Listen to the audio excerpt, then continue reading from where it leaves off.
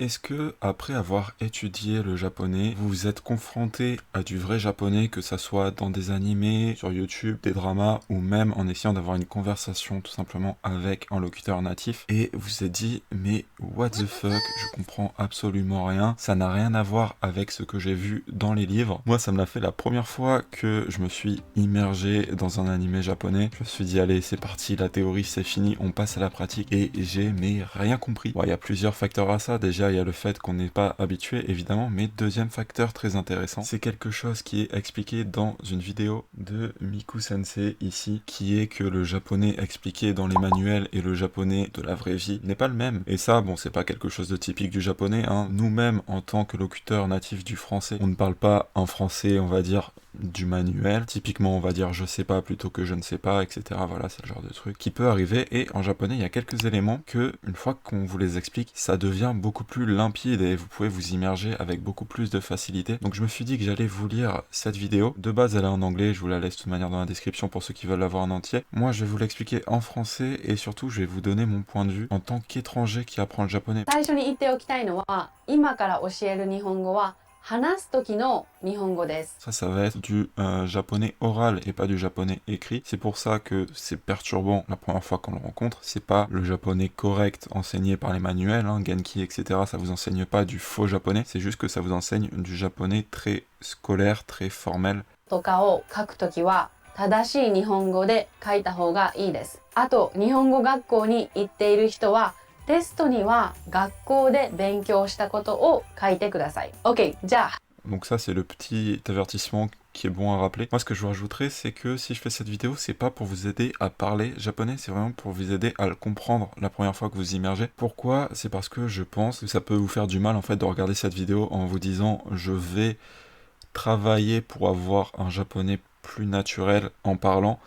Non, c'est pas comme ça que vous devriez le prendre. C'est un peu comme même si en français vous essayez d'utiliser des mots quand en normal vous n'utilisez pas, en vous forçant. Par exemple, c'est quelque chose qu'on peut voir avec les gens qui essayent de la jouer street, comme on dit, en rajoutant des expressions vraiment qui, même eux, quand ils le parlent, ils se forcent en fait à rajouter des wesh, des gros, des trucs comme ça. Et si vous avez déjà essayé de le faire, vous voyez que c'est pas naturel.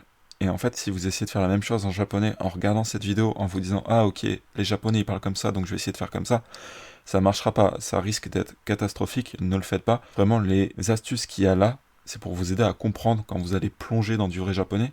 Si vous écoutez des locuteurs natifs parler, bah comme ça vous serez pas perdu, vous comprendrez ce qu'ils disent. N'essayez pas forcément de le reproduire, ça vous viendra naturellement à force de vous immerger. 学生じゃありません。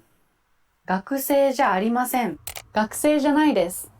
学生じゃないです。 Et ça, c'est quelque chose d'extrêmement vrai, que la forme ja arimasen, en fait, je me rappelle l'avoir vu dans les textbooks, et au final, bah genre, il l'utilise quasiment jamais. Les seuls cas où vraiment ça va être utilisé, c'est quand c'est très formel, ou quand vous avez vous savez, les sojo-san, donc les personnages, notamment dans les animés, ou même dans les dramas, qui sont soi-disant des princesses, un petit peu de la haute, vous savez, celles qui parlent avec des kashilas. いいえ、私はラク様が好きなんです。親に決められたからではありません。ではありません。ではありません。 Celles qui parlent, voilà, avec des ja, arimasen, etc., qui ont une manière de parler très chiadée. Souvent, ils vont utiliser arimasen, ja, arimasen, mais souvent, ils vont plutôt utiliser, bah là, ce qu'elle dit, je vais vous montrer. じゃありません。like 学生じゃありません。But we don't really say じゃありません in real life. We say じゃないです。じゃないです。 Voilà, janaides. C'est le truc magique, en fait. Ils disent toujours janaides ou naides. C'est très rare d'entendre la forme en masen. Alors ça arrive, hein, c'est pas non plus un truc qui est absolument jamais utilisé. Mais voilà, c'est vrai que très souvent il y aura naides. Et naides, c'est vrai que je suis pas sûr qu'on l'explique hein, dans les manuels. Moi je me rappelle que la première fois que je l'ai rencontré, je me dis mais pourquoi c'est naides et pas alimasen? Normalement ils disent pas alimasen dans ce cas-là. Et ben non, en fait, naides c'est tout à fait correct. Et comme vous êtes poli en utilisant le des, vous n'avez pas besoin d'être poli en mettant à la forme en masse en fait. Donc que vous dites janaides ou ja arimasen, ça a le même degré de politesse. C'est juste que la forme en arimas fait un petit peu plus littéraire, voilà, alors que naides fait un petit peu plus parler, effectivement. Mais je pense que même à l'écrit en naides, selon à qui vous l'adressez, je pense que ça reste très poli. You might have learned that it's not beautiful. You can say 綺麗じゃありません。綺麗じゃありません。but we don't. C'est vrai que vous allez les entendre dire Janaides. Si vous dites Ja Arimasen, on dirait un petit peu le forceur, quoi. C'est un peu comme si vous diriez puis-je faire ceci ou puis-je machin. Voilà, c'est vraiment. Ouais, techniquement, c'est pas faux, mais vous forcez un peu, quoi. 綺麗じゃないです。綺麗じゃないです。Quite frankly, I have never said じゃありません in my entire life and Voilà, elle dit carrément, elle a jamais dit dans toute sa vie. Bon. 学校へ行きます。学校へ行きます。学校に行きます。学校に行きます。 Ok, alors là, c'est un point, je trouve, un petit peu moins important que ceux qui vont venir, qui est qu'effectivement, parfois, à la place où vous aurez peut-être attendu en « est » dans le... Si vous vous référez au manuel, ça sera en « ni » qui sera utilisé.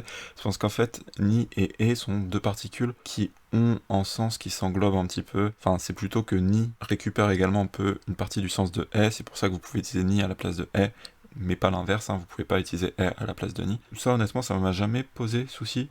Je pense pas que ça ait posé souci à grand monde. Quand vous entendez est ou ni, avec le contexte, vous voyez que ça veut parler de la direction. Après, elle donne quelques tips au niveau de la production, mais nous, comme je vous l'ai dit, ça nous intéresse pas ici. On se focus sur la compréhension, donc on va passer au point suivant. ミクさんはゲームをしますか？ミクさんはゲームをしますか？ミクさんゲームしますか？ミクさんゲームしますか？ Alors ça, c'est quelque chose d'ultra typique et moi qui m'avait beaucoup perturbé en l'occurrence au début, c'est que effectivement les particules ont tendance à dropper à l'oral, notamment quand elles sont en fait assez implicites, explicites, je sais pas trop comment dire dans ce cas-là, quand vous pouvez les deviner facilement. Donc ça va être le cas de wa et de o comme elle indique, et surtout dans les phrases courtes. Donc plus la phrase est courte, plus on aura tendance à l'omettre, parce que forcément plus la phrase est courte, plus elle est simple, et moins il est nécessaire en fait d'indiquer le rôle des différents mots dans la phrase avec les particules. Vous pouvez le comprendre avec le contexte. C'est pour ça qu'ils sont omis à l'oral.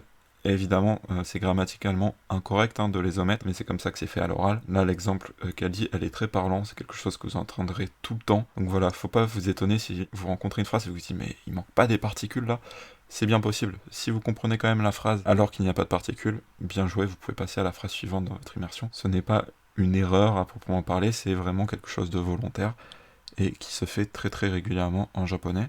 To tell you the truth, in some situations, it sounds pretty unnatural if you use all particle, especially when you are talking casually and also when it's a short sentence. For example, what will we watch? We would say, 何見ますか？何見ますか？ Ok, alors ça, je voulais juste laisser pour vous donner un petit avertissement si vous partez regarder la vidéo en entier après. Alors je vous recommande d'aller la regarder en entier, elle est très très bien, mais encore une fois, n'essayez pas de forcer un japonais plus naturel, parce que, enfin, vous voyez même quand je le dis, forcer quelque chose de naturel, il y a quelque chose qui va pas, c'est quelque chose qui marchera pas. Gardez les règles pour la compréhension, n'essayez pas de la mettre de manière artificielle dans votre façon de parler japonais. C'est vraiment quelque chose, de toute manière, si vous arrêtez pas d'entendre des japonais dire ça, nani mimaska, nani mimaska, nani mimaska, bah, vous, naturellement, en fait, vous ne mettrez pas le O dans une situation où en japonais ne le mettrait pas. Donc voilà, n'essayez pas de vous forcer en vous disant « Ah non, je dois absolument enlever les O ». Non, s'ils vous viennent naturellement, c'est mieux de les laisser et de parler naturellement. Mais si jamais, voilà, vous entendez une phrase sans O, vous savez que c'est normal, c'est quelque chose qui se fait, puis ça vous viendra à vous également naturellement, pas de souci. ラーメンが好きです。ラーメンが好きです。But you hear people say ラーメン好きです。ラーメン好きです。Or for example, when we say there is a convenience store over there, we will say あそこにコンビニあります。あそこにコンビニあります。So we tend to omit ga particle when speaking as well. And Ok, là c'est intéressant. Donc elle dit que parfois la particule ga est omise. Pour être honnête, je sais pas trop si en fait c'est la particule ga qui est omise ou la particule wa, parce que dans les phrases qu'elle a données, ça pourrait être l'un ou l'autre. Encore une fois, c'est quelque chose qui peut se faire. Voilà, si vous dites il manquerait pas en wa ou en ga par ici, oui, c'est totalement possible, parce que vous pouvez voir, en fait, ça a très peu d'importance finalement sur le sens de la phrase, vu que ce ne sont pas des phrases avec des clauses très complexes. On se doute que c'est la particule ga qui serait normalement là. also we sometimes omit wa particle, so instead of saying これは美味しいですね, we say これ美味しいですね. Voilà, donc ça c'est typique quand c'est parlé, hein. Souvent le wa, pareil, il va sauter. 今映画を見ています。今映画を見ています。今映画見てます。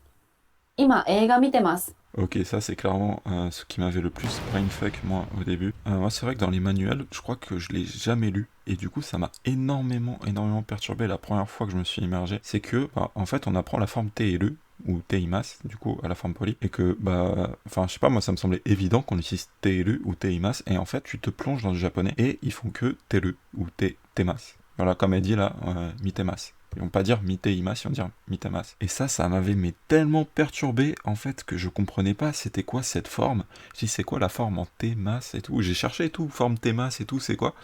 Et ouais, en fait c'est juste la forme teimas, sauf que comme on parle on va vite et le i il saute en fait. Et même dans des cas très formels, hein, c'est pas du tout choquant d'entendre temas. Comme il y a le masseux à la fin qui rajoute la formalité, ça reste quelque chose de très formel. Alors vous pourriez aller en niveau au-dessus en prenant le temps de dire le i, mais voilà, la plupart du temps vous l'entendrez pas. Juste le fait de savoir que c'est la forme en t ile en fait, ou t imas du coup, et voilà, ça peut vous libérer de beaucoup d'arrachage de cheveux. Tabete mas, tabete le, c'est tabete ile, tabete imas.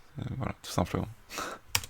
Bon voilà, c'était une petite vidéo comme ça faite parce que je suis tombé sur la vidéo de Miku Sensei et je me suis dit qu'elle était très intéressante et que j'allais vous partager ces points moi qui m'ont fait galérer au début. J'espère que ça vous a plu. Très rapidement, Miku Sensei effectivement c'est un des rares locuteurs natifs du japonais qui enseigne le japonais de manière assez intéressante. C'est vrai que généralement les locuteurs natifs sont, je trouve, très mauvais pour enseigner leur langue, puisque on n'apprend pas une langue maternelle de la même manière qu'on apprend une seconde ou une troisième langue. Mais Miku fait un énorme travail d'empathie en fait, et je trouve qu'elle saisit bien la mentalité dans laquelle se trouvent les gens qui apprennent le japonais alors qu'ils ne sont pas japonais, donc ils n'ont ni les paradigmes ni la culture nécessaire à la base pour comprendre. Si jamais vous voulez aller faire un tour sur sa chaîne, il y a vraiment du contenu pas mal. Je pense voilà, notamment elle fait là les Japanese Conversation. Ça peut être intéressant, notamment si vous êtes au tout début, pour avoir vraiment du japonais naturel. Je crois qu'elle met les sous-titres en japonais. Alors, je crois qu'il y a aussi les romaji, ça c'est un peu dommage. Elle veut s'adresser vraiment même aux débutants, décision qui peut se comprendre même si je suis pas d'accord avec celle-ci. Sinon, c'est vraiment du super contenu, donc je vous laisse sa chaîne bien évidemment dans la description. Sur ce, je vous dis à la prochaine. D'ici là, prenez soin de vous. Tchuss.